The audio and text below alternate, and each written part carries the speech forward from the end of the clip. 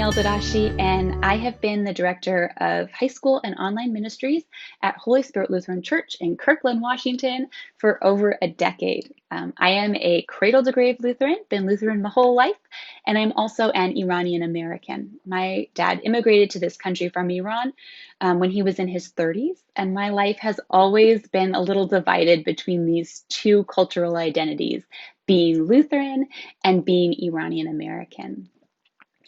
As I'm as I teach about biblical stories, I always keep in mind the fact that within the ELCA, fewer than 1% of our youth and our congregation members are of Middle Eastern descent, but almost all the stories we tell are featuring and written by Middle Eastern people.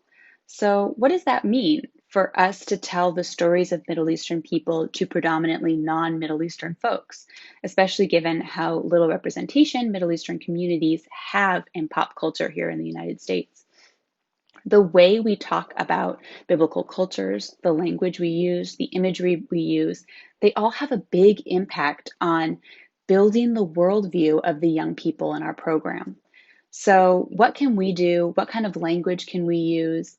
And how can we talk about things like violence, cultural differences, Israel and Palestine in ways that inform, that illuminate, and that are respectful of the fact that most of these stories are featuring folks from a different culture who don't have much representation within the United States, and folks who, in general, aren't in our pews on Sunday mornings. What does it mean to be predominantly, not always, but a white person telling the story of people of color to other white people?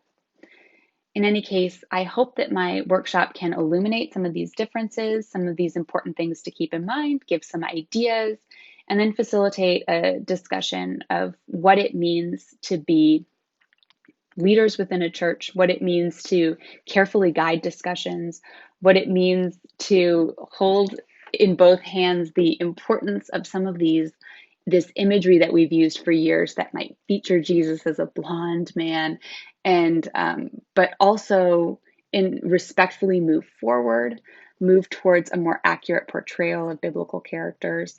And keep in mind that these portrayals that we use, the words that we use, can have a big impact on people today and on the views our young people have of an entire region of people.